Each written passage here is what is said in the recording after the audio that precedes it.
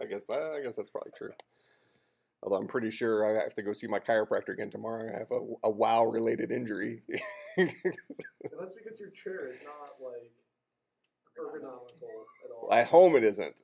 My one here that I used to have at home is. It's The like one with my like the thing between your yeah. It's legs like and I have like a thing? $5,000 business office chair. Oh yeah, those suck. Well, No. It's like I got it from a place called Relax the Back. It's like made. It's designed for me. I looked at that. Yeah, but the one at home is not. So I basically just 370 pounds right on the tailbone. Crushing force. Did you really wait the 4 weeks for them to ship that chair to you? Yeah. I was looking at them. Yeah, no, I really like it. But during the school year, I spend more time here. Yeah. So I bring that here. You take it home with you in the summer? Yeah, usually. This summer I actually didn't. Because usually in the summer the time I'm on a computer at home I'm on the couch with my laptop. And golfing, yeah. Okay, so here, just as we'll give credit where credit is due. So this is from Sam at Houston State University. I found it on Google, but it gives a pretty good introduction to 8086 assembly stuff. So just as a review, when I say 8086, what am I talking about? Okay, the architecture, and so we're talking about a Intel-based microprocessor from the late 70s. So, much older than most of us in here, right? Am I the only one who was around then? Old Alex is old, but I don't think he's that old. Alex, you're like an 80 something, right? 88, 87. When were you born? 87. 86. Okay. So, in any case, so the whole reason we pick a processor like this is because it's significantly simpler than our processors today. But in what way is it simpler? What way do you suspect an 8086 processor is simpler than a Core i7 today?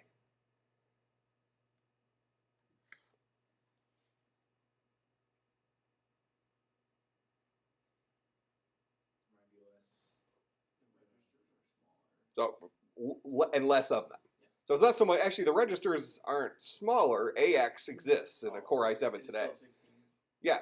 So they're still the same. We just have more registers today because we have registers for larger data types. All right, so we have less resources available to us, which for people who are learning how it works, that's good, right? So we have like the introductory level Lego set that doesn't have a zillion different shaped Legos. We have or it doesn't have 30 different shaped Legos. We have like 11 shaped Legos that we have to build everything in terms of those. All right, and then we talked earlier in the course about the various magic tricks, right? We could assume that the Core i7 today probably knows how to do a lot more things than an 8086 could do. Because since 1979, we've come up with a couple of interesting things we might want to do with a computer that we maybe couldn't do or didn't think about doing back then. All right, makes some sense? All right. So they talk about in an 8086 assembly language program, we kind of have 5 sections, if you will, and this guy gives you a pretty good breakdown of the different sections. And they're not all required because if you saw here a few minutes ago, I effectively had a program that looked like this. So it just has a name at the top. You don't even need the name. You can leave that out if you want. This gives you the origination address, and then you just put your stuff in there and ultimately return. All right, because right now we're just trying to explore stuff through registers and that kind of stuff. But if we're looking at kind of what's the official way these things look, we have these 5 sections.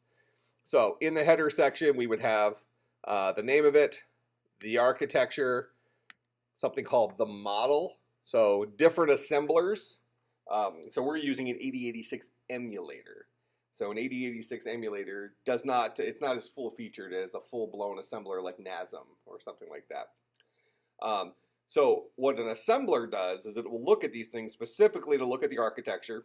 What architecture am I building this for? Because some assemblers support multiple architectures. It'll look at the model. This model gives us some information about limitations, constraints that we have on the various sections.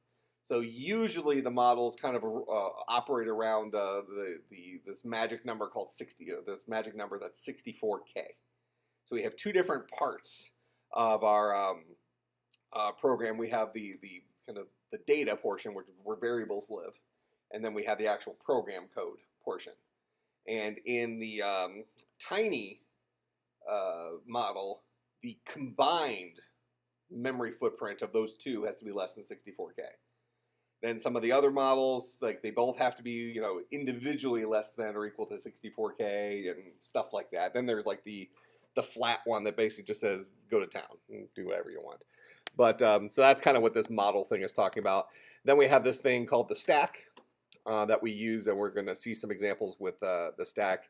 And this guy has an amount of memory we dedicate to the stack initially. So the stack is and we'll see this in the manual we'll look at here in a few minutes, but the stack is effectively real memory based. It's a data structure built in real memory as opposed to in a register that allows us to temporarily hold things without giving them a name. All right, so when we're dealing with assembly, we really have three different places we can hold stuff. Three different genres of places, I guess. We have hardware registers themselves. That's super fast, physically on the CPU, and a very limited resource. We only have a couple of them. Well, a handful of them. Then we have in system memory associated with a variable name. Okay, so that's just like our Java variables where we have a name value pair. All right, and that's when we have something that we need to refer to multiple times by a specific name. Well, then when we just need to temporarily hold something or copy the contents of our current registers temporarily and then restore them in a few minutes, that's when we have this kind of generic all-purpose storage location called a stack. And the stack holds whatever, it holds values, and whatever values at the top of the stack, when we call pop on the stack, that's the value that comes off. And we have that value. All right. So what we lack with that is the ability to name those values. So we have to know that the top of the stack currently holds the length of the string, something like that, because we didn't put it in a variable named string length or whatever. All right, so that's what this stack is for. So we can define the size of the stack. All right, so this equates thing, nobody really uses it. Nobody really uses assembly for production type stuff today. It's mainly used for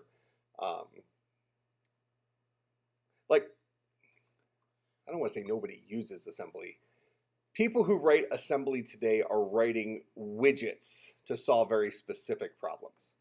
Okay, they're not creating an entire video game in assembly unless they're doing it as like a throwback. Well, you can write inline assembly and something like C++. Sure, absolutely, yeah. That's where it's being used. It's being used to solve widget-like problems. Here's a chunk of code that I need to make this faster, as opposed to realizing an entire application in assembler. Or maybe it's like, this isn't in the language that I want, so I'll just kind of Well, by definition, it should be in the language. The question is whether the language compiles down to the assembly code that you want it to compile down to. All right, so in any case, this is really kind of constants. That's what the equates is. Data segment, this is more interesting to us. This allows us, this is really our variables. So the segment called .data, this is where our defined variables go. And we saw this with our Hello World sample program we looked at. Okay, and then we have our types for our data. So think of this like if we're talking about this in terms of Java, these are our primitive types. Okay, in 8086. So we have a data byte, DB, so this is a single byte in size. We have, a single DB would be 1 byte. Then we have a word. This is 16 bits, so a double byte, 2 bytes. Double words would be 32 bits, 4 bytes. So that's a double word. Quad words, this is, so a word is 2, so this would be 8 bytes, 64. And then 10 bytes, I've never seen anybody use that. So this is just larger sizes. Modern architectures allow you to store up to, I think there's 100 megabyte size memory chunks that you can work with, but whatever. That's kind of what our primitive types are here. For us, 98% of what we'd use are going to be data bytes and data words. Every now and then we'll use a double word. But especially using 8086 as our example, we're mostly working with 8 and 16-bit values to kind of realize this stuff. Make sense? All right, so this is showing us the different ways we can define data. So for example, if I'm in the assembler and I moved into this register BX, the value 100, I'm specifying this as the value 100 decimal. If I don't make anything special, if I don't say anything special, it's assumed to be decimal, because this is the way human beings are talking to the processor. This is the closest we can get to the processor without going insane. So the assembler understands that, therefore it defaults the number system to our number system. If I want to put a binary value in there, I have this guy still cooking. There we go. So for instance, if I want to say something like that, is this a legal decimal number? Yeah, that's 1,101. But if I want that to be treated as binary, I throw a B at the end of it. Now, the assembler will treat that as binary. Okay, what binary value is this? This is 1, 4, 8. So this is the number 13, right? What value is 13 in hex? A is 10, B is 11, C is 12, D is 13. So we would expect BX to have a D in it. It'll actually be BL that has the D in it. So let's step once. There's our D right there. Proving that I got treated as binary, not as, because you get a very different value. If you try to put 1,101 in there, it wouldn't be D. So that's a bigger value than 13. Make sense? Similarly, if you want to work with a hex value, you'll put an H after this. So 1,101 hex. Well, you wouldn't read that as that's 1101 hex. You wouldn't read it as 1,000. So this is the ones place, the 16s place, the 256 place, what was it? 116s, 256, 4096. Yeah, I think so. Math people, come on. So this is 16. 16 times 16 is 256 times 16 is 4096, right? 256 times 16, 4096. All right, so this guy is 4096 plus 256 plus 1. So that's 4,353 is the base 10 version of this hexadecimal number. Okay? How do we, I mean, I know we've read this stuff in the book. Do we feel like we're capable of converting numbers between bases? Like if that was a quiz sometime soon, we do well on it? I feel like right now you kind of drilled it into our minds and just taken the whip and just. So no, probably not. So we would do poorly. All right, so do we have an appreciation for hex versus binary versus octal versus decimal? Who likes decimal? People. Okay, who likes those other ones? Computers.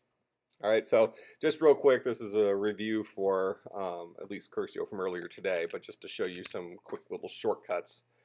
The worst base to be coming from is decimal for convenience.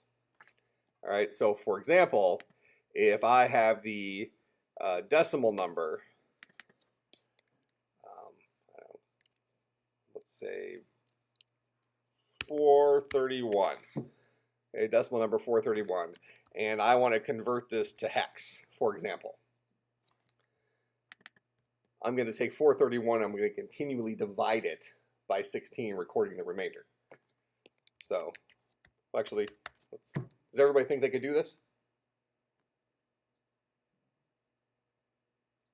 All right, everybody take a minute. It's not a quiz. Just take a minute. Don't use Google. Do this by hand because you won't always have the Google in front of you. Oh, okay, I'll give you a new number. Here, 921. Now don't use Google.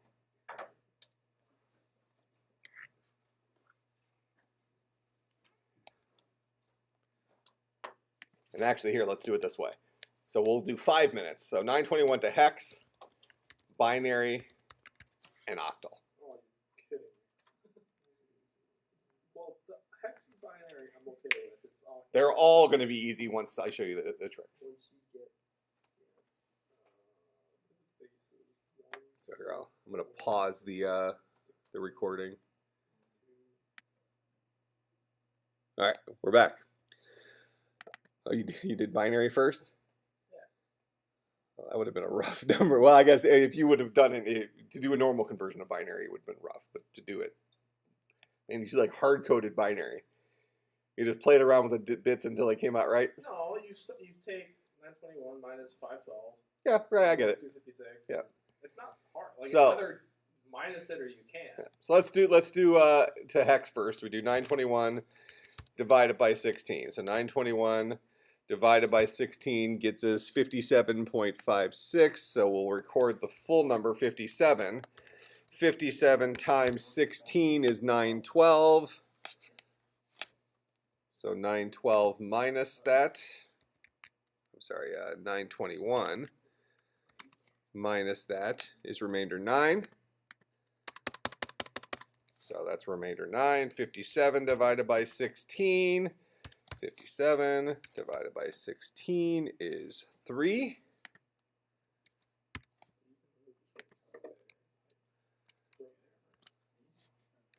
So we have 57 minus 3 times 16, also remainder 9.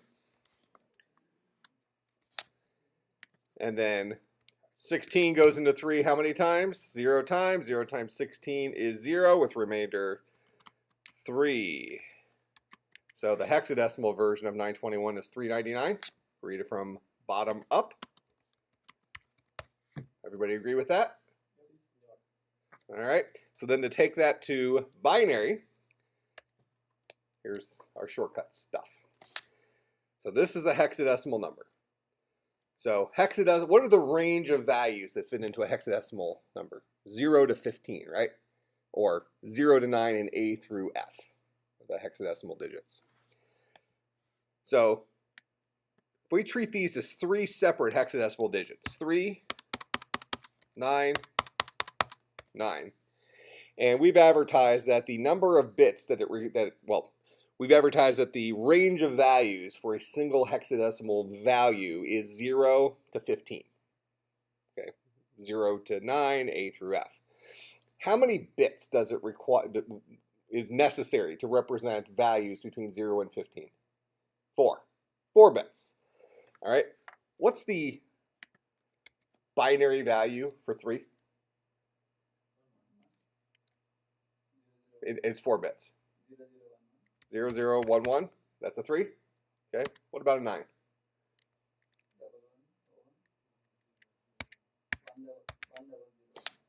So this is 1, 2, 4, 8. So that's actually a 12. That's not. This isn't going to do it.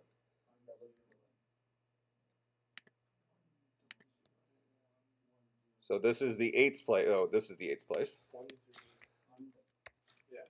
Like that, right? Like that. So here's the binary version of that number. Right?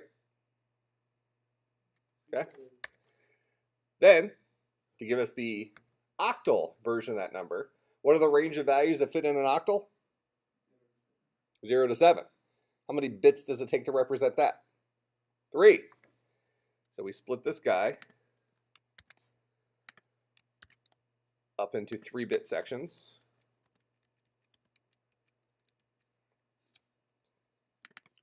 This is 1. This is 6. 3. 1. 1631. And octal. So this is octal. This is binary.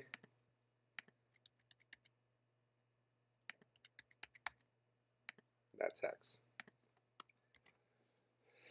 So do you see that the hardest part was going from decimal into one of the other bases? We chose hex first, but whatever. After we had it in one of those three, moving between them was pretty easy. That make sense to everybody? So how many of you would have gotten it right had that been a quiz? Eventually. like when you say eventually, like are we talking in like 5 more minutes? Yes. Or No. Yeah. or Apparently they're just bad at 5 more days? Or once I get out, once I get some better Wi-Fi and the Google helps me, we got this. What's the? No, like 3-4 minutes. So, all right. So conversion stuff is something we definitely need to be comfortable with, especially working with assemblers because we're going to be having to talk to them. We'll be able to feed them decimal, so they're nice on that end. But that is sometimes actually not helpful to us because the second we feed them decimal, they immediately convert it to hex. All right, so if I feed it 921, that should be 399 in hex. So there's 921. We'll emulate that. We'll step once, and there's the 399. I realize this is probably a little small, but that's what it says is 399. Okay, so that's our, we need to be able to recognize that this is the correct value that's there. Okay.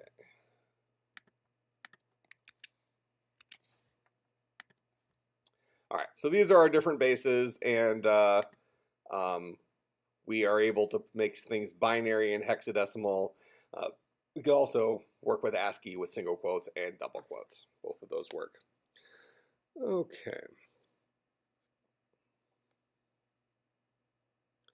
I'm going to skip arrays. All right, so now we're down to the program body. So also this is also known as the code segment. So when we're talking about the different models, tiny model or small model or medium model, those guys look at the data segment and the body segment or the code segment and say what's the maximum size of those guys either individually or combined. Right, so for the different models. For us, we're not going to be writing anything large, so it doesn't really matter. You can always use, if we use something larger than 64K, we've done something wrong. All right, is the issue here. Okay. Let's just get down. So, okay, here's the .com, .exe files. So this deal, so .com would be a tiny model. So this was left over from MS-DOS, but so all code, data, and the stack occupy one 64K segment. This is the tiny model from Borland's assembler. That's a company that made an assembler program. I learned assembler on that, that program. So yeah, Borland for DOS. Random question. Yep. How did we move from like having semicolons be the indicator of a comment to having semicolons ending every line? Well, that was C. The C programming language, the syntax for C had to terminate statements somehow. So they picked semicolons as the terminating character for segments, or for segments, for statements. It's an easy key. You don't have to press shift. Yeah, I mean, you don't have to go anywhere. but understand it's not a competitor with assembler, with assembly language. So it's not, that transition isn't a thing. So assembler just used something that wasn't already being used for something else. So they could have really done anything. But to answer your question, it was the C syntax is what did it. Okay. So here are some. Well, actually, this is.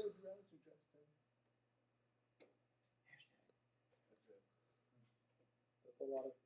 Yeah, let's look at some of the instructions on here. I was going to look at these on the. We'll be able to gloss over them on the manual a little bit because they're maybe a little bit more interesting on here, anyways. So we have a command called move, and you've already seen it here, and you probably read about it a little bit in your introduction to assembly language stuff. But the move instruction moves data into a destination register. So one thing that we want to kind of start recognizing a pattern of when we deal with assembly instructions, so we call this instruction pattern. We have the command followed by well, let's call it destination. Isn't necessarily a register. And then this guy's usually called the source. So command, destination, source. Most commands in 8086 assembler follow this format. So we have a command, then we have wherever the result will live, and then we have the value we're applying to it. So for example, move AX, comma 7 or 6 is going to take this value and move it into this destination register. Okay?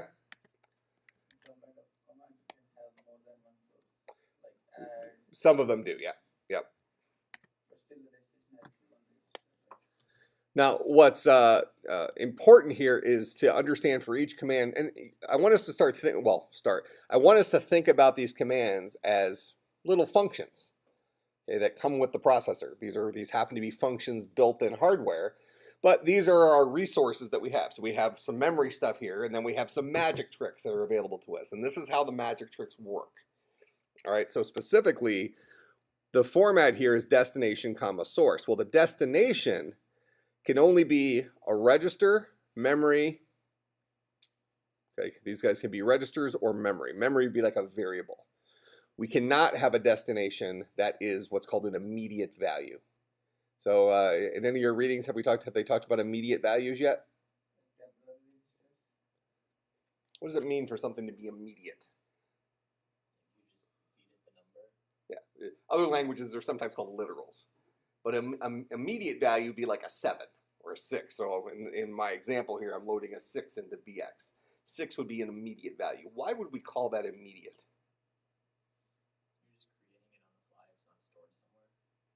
Okay, so it's less about the fact that we're creating it and more about what it takes to get it.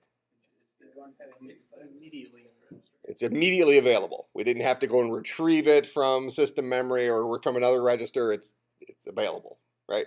So it's a literal value that's just immediately available. All right, so the source for the move command can be a register, it can be memory, which is a variable, or it can be an immediate value. Any of those guys. So this kind of tells us the rules that this goes by. All right, so these are what the destinations are allowed to be. This is what the source is allowed to be, and these are the combinations that will work. The size of both operands must be the same. So if I choose to have the destination be a register and I pick an 8-bit register, I'm feeding it an 8-bit source. All right, so for instance, something like this would not fly. We'll just move that there.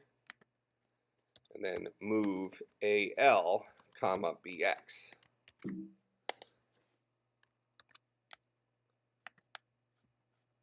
Okay, there's errors.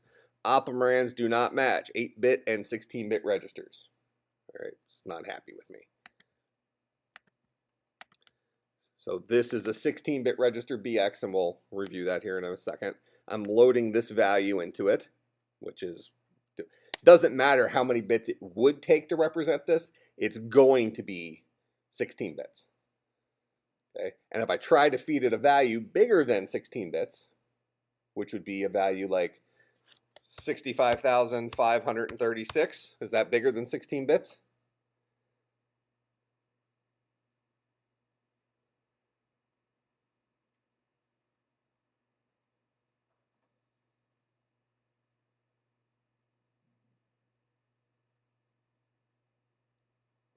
How many think yes? How many think 65,536 requires more than 16 bits to represent that? Okay, so everybody thinks it's less than 16 bits? Signed or unsigned?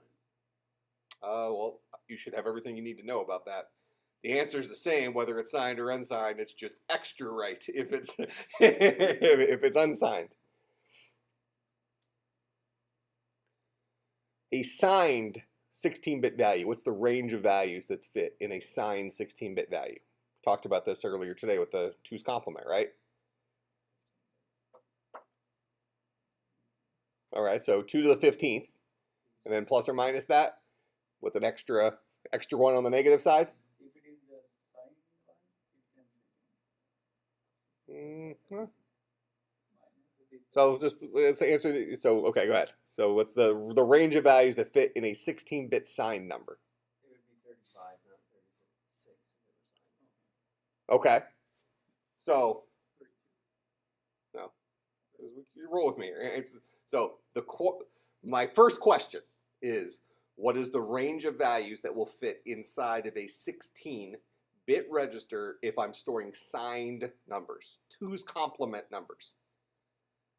So I have 16 bits to work with. What is the range of values that I can fit in a 16-bit register if I'm storing things signed? So using 2's complement. Minus 65, 536 to positive 65, 535. Okay, cut that in half.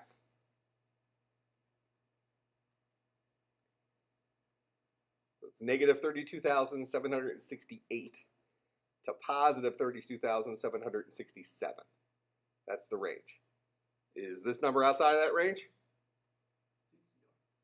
Yes. So this will not fit in a 16-bit signed register, 16-bit register if I'm storing signed numbers. What if I'm storing unsigned numbers? Now I get the full space. So no longer using 2's complement, now I'm using the all 16 bits. So what's the range of values that fit in an unsigned 16-bit register? I'll give you a hint. The smallest value is 0. 65,535, which is 2 to the 16th power, right? So this one's a little bit too big. Make sense?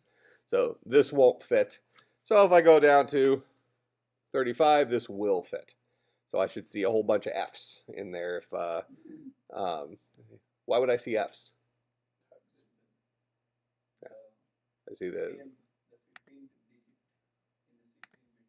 16 bits, like 0 to 15, 15 will be F, and 16 will be 0. So there's my 16. F's. So the maximum size 16-bit hexadecimal value is FFFF. That's unsigned. Okay? All right. So in any case, kind of looking at the patterns of how these instructions work, both source and destination must be the same physical size. Immediate values will automatically be treated as the correct size unless they can't be. So, for example, if I try to do something like this, move into BX 65,535, that fits, but this won't fit. So is that going to be an error? Yeah, Cursor is not allowed to answer this one. So you think it's an error? So we already said that these two sizes must be the same, Yep. right? And first of all, this is the destination is a register. Is that allowed? Yep. And the source is really anything. This is an immediate value as my source. That's also allowed. Now, we just decided as a group that this value is actually too big for this register because this register is a 16-bit register. And we'll see a little mapping of all of our different registers. I know we've kind of talked about at the high level, but I promise that's a 16-bit register. So that guy won't fit. We know it won't fit because it's one too big, right? Just overflow and go back to 0. Okay. Tell me about this overflow thing. Happens a lot in WoW too. I guess when you get to when you max out this, if you have if you put in the binary and you have 1 1 1 1 1, then you add one more into it binary, everything goes 0 0 0 0 0, and that carryover number gets cut off. Everything's 0 with the 1 that wouldn't be there, so therefore it's 0. Okay. So let's work with friendlier values. So we're going to work with a 4-bit register. All right. So they don't exist, but it's a 4-bit register. So there's, that's the maximum binary value that will fit in a 4-bit register, right? 4 ones. Now I want to add 1 to that. So when I add 1 to that, 1 plus 1, here, let me get my, 1 plus 1 is 0, carry the 1. 1 plus 1 is 0, carry the 1. 1 plus 1 is 0, carry the 1. 1 plus 1 is 0, carry the 1. So we have this extra carry sitting out here. And the register is now 0. The value of that register is 0. Does that make sense? So when I took the maximum value and I added 1 to it, we overflowed that register, and the register went to 0. Why did it go to 0? Did it just zero out because it was flipping out and that's just what its natural state was going to be? Or is there a mathematical reason for why it went to 0?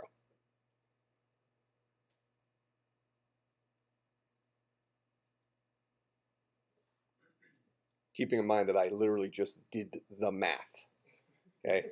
And it ended up being a bunch of zeros.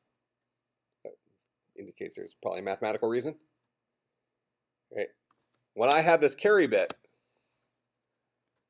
that means that this 4-bit register that I invented can't hold the values that it needs to, all the values. We actually had a spillover. We needed a 5th bit to represent this number. Now, a 4-bit register doesn't have a 5th bit. Okay? Good people at Intel didn't solder it onto the chip. All right? So we can't just make it up. So we don't have that bit, but we do have some tools for holding on to these things. All right, so let me kind of pause this for a second so we can kind of introduce this through, let me see which one does a better job of it. Is this guy? No, let's do it over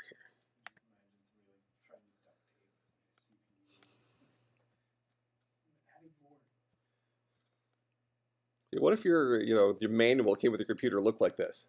So in case you're interested, here's what the circuit boards we used in your Game Boy look like. The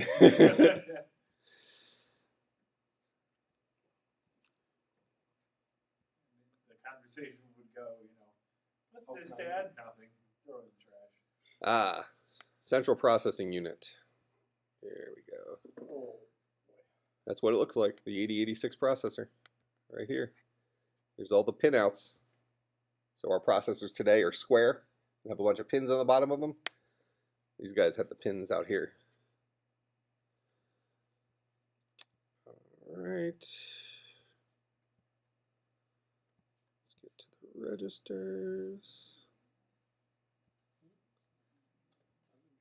Is it bad that at first I saw the IOP and I thought it said IHOP? I said IHOP. I don't know, maybe. All right, so here are our registers. Now, these are all 16-bit registers. They're calling these general registers. So we have AX, BX, CX, and DX. Each one of those is a 16-bit registers, and they're also subdivided into high and lows. So this is an 8-bit register, this is an 8-bit register, but these two 8-bit registers are physically the same as this larger 16-bit register. That make sense? There's not 3 registers there, there's 1 register with 2 names, 3 names. AX, AH, BL, or AL all talk to them about the same physical chunk of memory here. Did we just come up with a better analogy for the Trinity? For who? I get Christian worldview for that. I love that example. Get Pastor to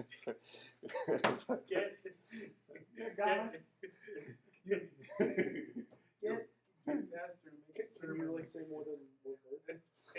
Get Pastor to make a sermon using this. Let's talk about 16-bit registers. Yeah. I mean, there's the one, AX. God.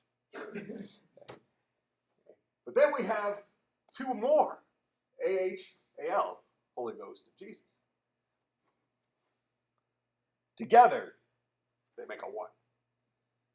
Christian worldview is close to I'm going to get. So, nailed it. All right. So this guy globally, AX, is known as the accumulator register. Think of this in terms of like when we introduce like loops in Java. We say for loops lend themselves to certain kinds of problems, while loops lend themselves to, so for loops lend themselves to counting problems, while loops lend themselves to problems where we don't know when they're going to stop, that kind of stuff. So this register, these are all general purpose registers. This guy lends itself to problems where we're accumulating values. Okay? So mathy type problems. Now, when I say lends itself to it, what do you think that means?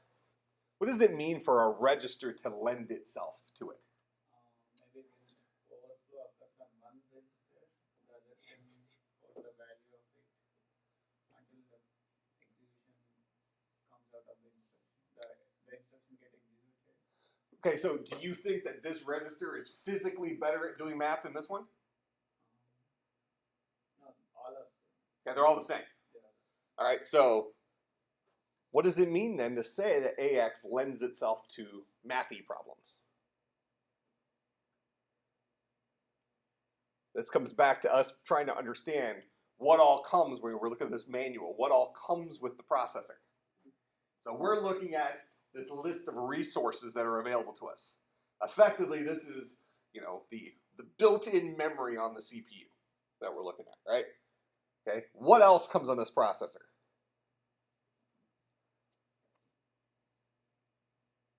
That's supposed to be where you can store that carryover where so it doesn't get lost. So we have flags. We're not talking about those yet, but yeah, those are there.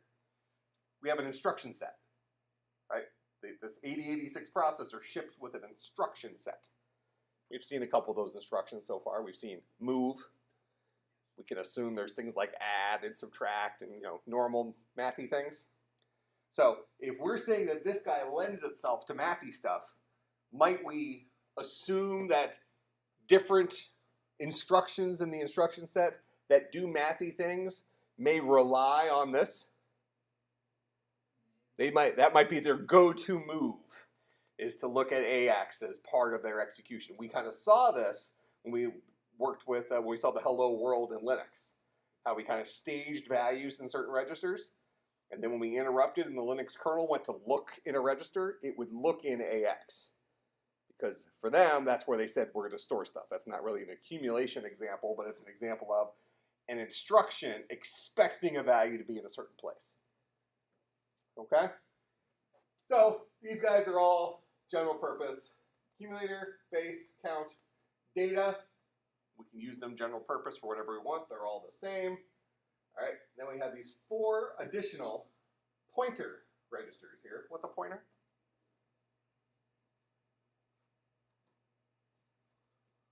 What's a pointer in a programming language? To the beginning set or the beginning point of data. So like an array, it points to the first bucket or just points. Okay. It's a really fancy way of saying it's a variable holding a memory address. Right? So if software pointers are variables that are capable of holding memory addresses, what do you suspect is stored in SP? It's the stack pointer. So SP probably stores the memory address of where the stack lives in memory. Are there 2 SPs? This is a BP. Oh. You really thought that said SP? It's kind of blurry. Is it? I gotta go. I can see it just because how old the text looks. if you really look at it. I kind of. It's like it's smeared. Like if you look at kind of the bottom and you like think it's an S, your brain can just be like, you know what? I get it. We get it. Or you're just insane. Because up close, it's really clear. I just got new glasses too. I'm like, man. Oh, yeah. Right? Can you see when you go outside, like the blades of the grass? Can you see those? Like I can. I mean, I can. You know, grass has veins. I can see them. I think the best fun fact I know of grass is, you know, when you mow it, you have the smell I or think you're whatever. talking about a different type of grass. Now we're back to Colorado. Okay. You're talking about smelling the grass. Oh, it's like you mow the lawn, you have that like The grass smell, yeah, okay. It's actually like a warning system to the rest of the grass. Like shit's going down. So it's basically that smell. So of that's grass. it's the That's death grass cry. screaming. Oh. Mowing your lawn just became that much more enjoyable. I've hogs mow my lawn most of the time. Well, you can enjoy it. Yeah, that's true. Smell that? It's Panic. It's coming for you. It's It's coming for you.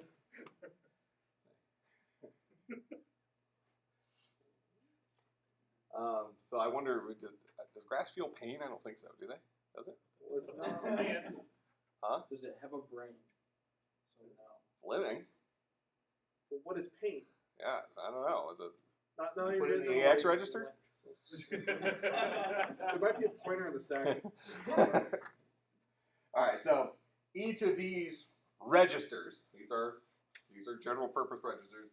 These guys are built for holding the pointer to the stack, where in memory the stack lives. Now, when we're talking about memory, we're talking about the system memory. So this is memory that lives off of the CPU, usually larger in size, usually fast by human standards, but substantially slower than this register memory. Okay? Base pointer. Okay, so this is going to be the base pointer. I think this is the starting point for the source code, but I might be lying to you. Source index. This is an offset from the base. So these two work together to tell you where you are in your source code. What's the next instruction? Destination index. I don't know what that's used for. Probably tell you that. I read it in like 1981 or something. You don't remember it? The entire thing, or you just skim it and be like, oh, I okay. don't remember. I was a pretty He's weird. like, I was a pretty I just- weird kid. I just he goes, I just skimmed through it and memorized it. See, in one, Photographic it was memory. during a transition period. In one hand you have the manual, in the other hand you had like a chicken leg. That's right. What was that before or after the conversion out of Judaism? Before. So yeah, you got You the still- Quran. Were you a professional eater when you were still a Jew? No. Like, is this kosher? Were you that kind of Jew? No, most of my family is. Yeah, most of my relatives are very kosher. Like, they have seders twice a week, and they practice their professions in like the full garb. I have a cousin who's a rabbi. These are the ones that aren't toast. Yeah. Yeah, so what are the family just must have been like, oh man. I don't know. My immediate family is more like nothing. Yeah. They weren't like practicing. So we moved to the Midwest. So most of my family's in Philadelphia, so East Coast area. And so most of the really Orthodox ones are out there. Blocked by the Appalachians. So they're blocked by the Appalachians. All right. So these are our, so out of curiosity, how large do you think these stack pointers, base pointers, how big do you think these guys are?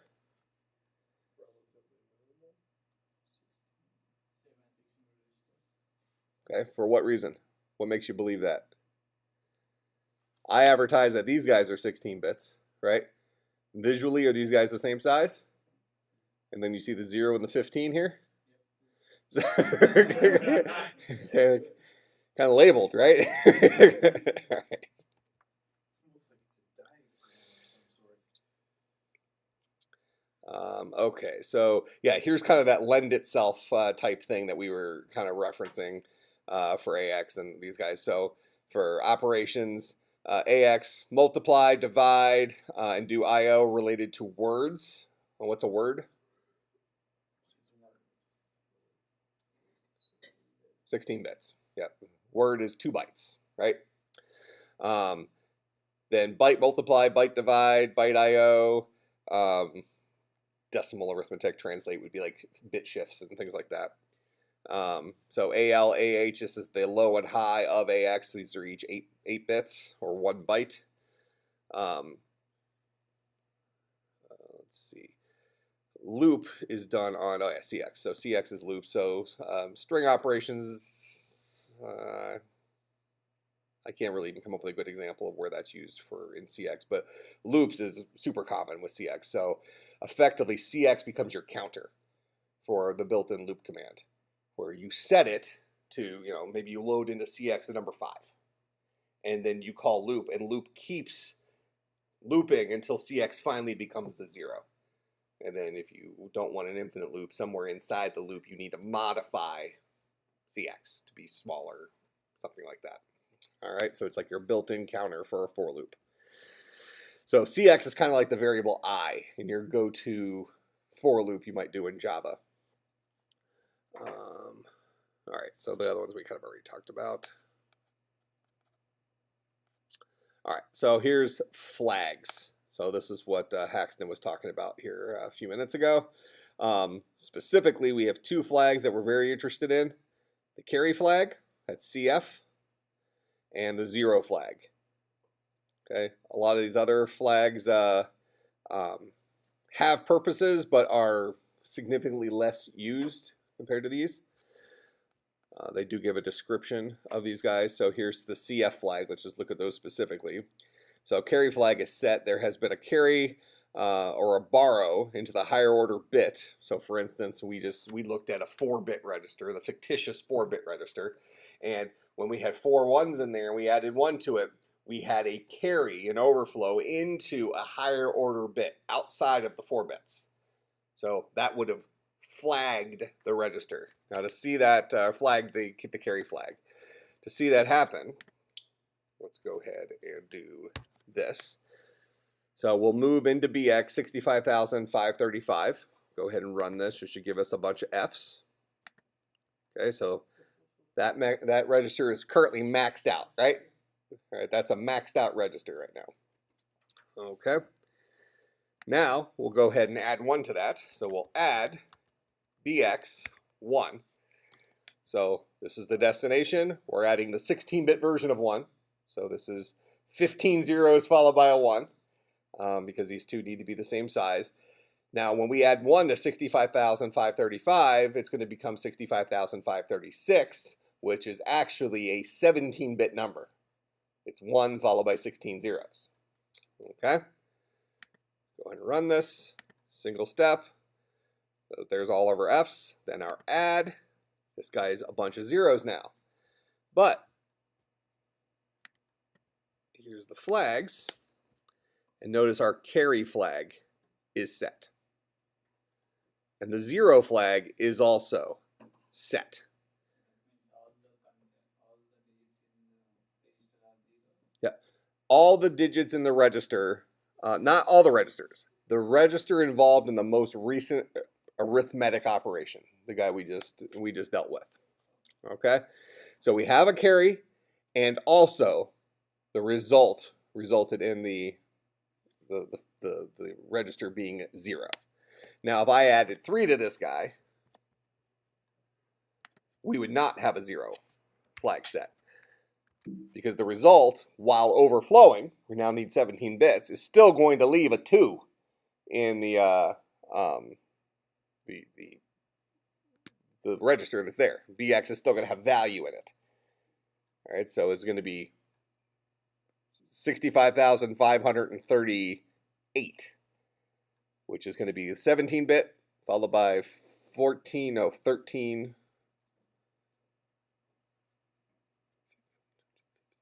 15. So 14. A 1 followed by 14 zeros followed by 2 ones. That's your 17 bits. So there's the first step, a bunch of Fs, and there's your 2.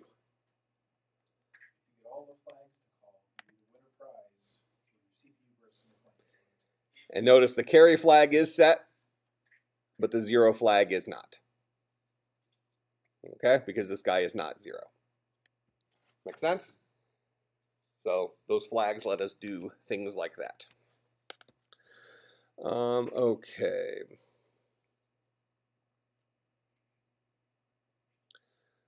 Let's look at 0 flag here. We'll come back up to that.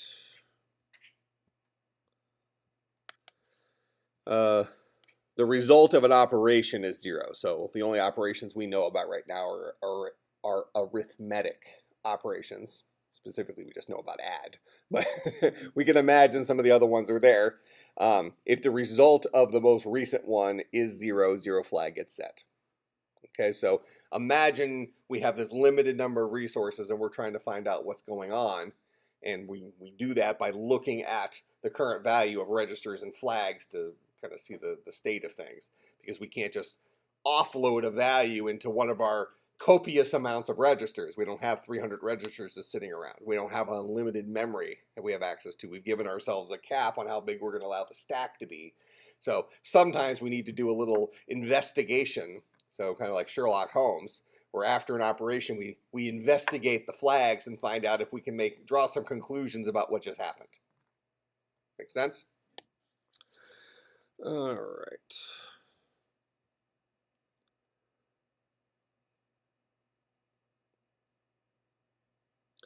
Okay, so again, here's the same registers we had before. Here's our same pointers. Okay, now we're seeing 4 more registers, let's say, memory locations. Code segment, data segment, stack segment, and then we have this extra segment thing. So these guys refer to our actual source code, our variable environment where our variables live, the actual stack where it lives, and then if we need to do something extra, we have some more stuff to work with here. Then we have this thing called the instruction pointer. This tells us where we are in our, well, which instruction comes next in our code segment. And then here's a bunch of our flags. Okay, so right there is kind of the, shrink it down just a little bit, that is the 8086 CPU architecture from a what we have access to perspective.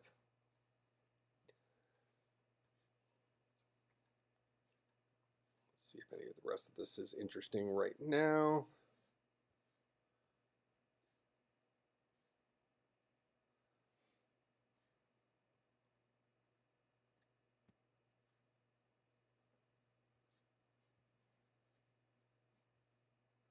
I don't think the rest of that's very interesting right now. Okay, so let's go back.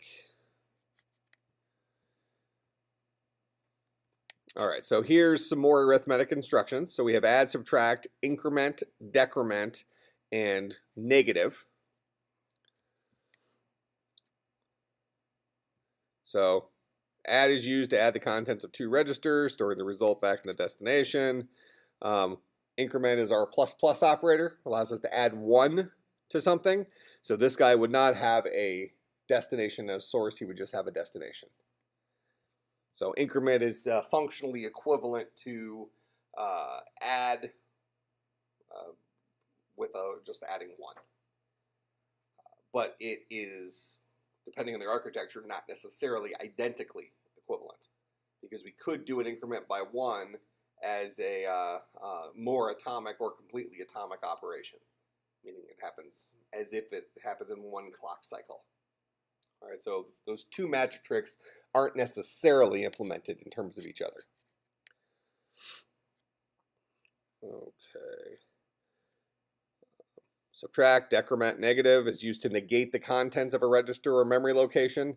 So do we suspect this would put it into its 2's complement form? Negate? Well, let's look at that. So we have our examples here from earlier. So if I put the number, let's do 0,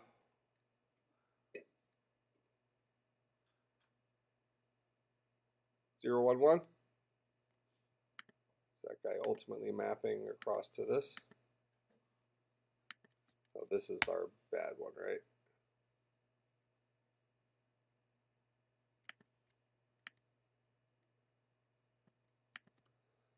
Yeah, so 0, 1, 1 should be a -3, even though this guy is a +3 by default.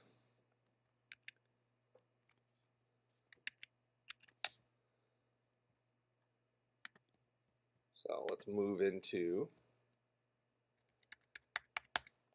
bx a 3, and then negate bx.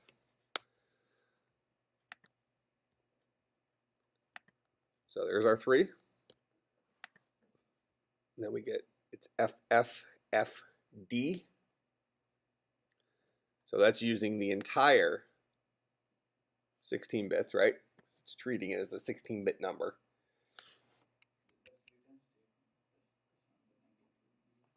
The who? No, the return is what's next. We have that's the next line. If I click go again, it's going to pass the return statement. So what we have right here is the result of negative bx. So when I moved into bx 3, in fact, actually we can see this cleaner, I think. Let's do BL. This will at least be easier for us to work with. It'll be 8 bits instead of 16. BL, BL. All right, so there's our FD in just the low bit. So what did we move into BL?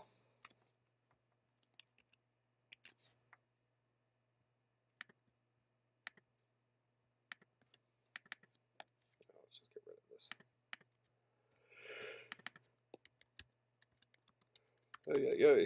Move BL, comma 3.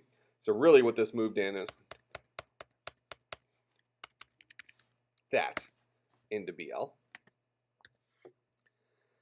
right, then we said negate BL.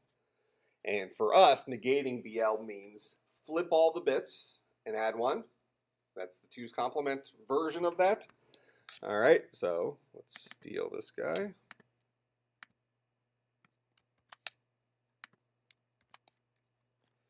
One, 1, 1, 1, 1, 1, 0, 0. 1 like that. Break this into 2 chunks. That's F. And this is 1, 2, 4, 8. So 8, 12, 13. That's D. FD. FD. Give us the 2's complement. Make sense? All right. So that's what that guy did for us.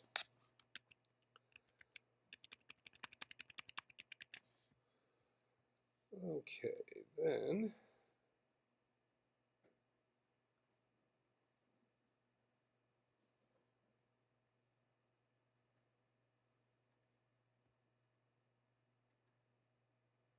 Yeah, here's that memory model stuff, the tiny, small, medium, in terms of what could be what sizes. And then here's kind of our starting program skeleton that we could use. This should work in here, I believe. Let's confirm that, then we'll take a break.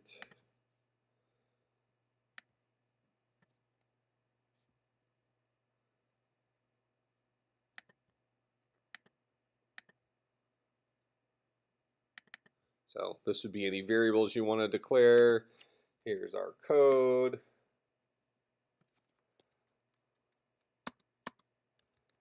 Move AX, comma 3. Just leave it at that. Let's see if this will work in here. Yep. So there's our 3. So this is our generic model. Now this guy, kind of the syntax kind of assumes that we're dealing with DOS. That's why we have our procedure specifically called main and that kind of stuff, but that's fine. So this is kind of our go-to or a go-to move for creating a assembly program in 8086. Make some sense? All right, so what we're going to do is we're going to take a break, and then we're going to come back and we're going to start an Android application. And we want to start, well, before actually we start the Android application, we want to start thinking about the actual breakdown of our functions. So what we want to do is we want to implement our registers. So all the registers we just learned about, all the AX, BX, all those guys. And then we want to think about what does, let's just get move working, something like that, okay? Creating our own emulator, something like this, but that you could do on an Android device. All right? All right, so let's take 10 minutes.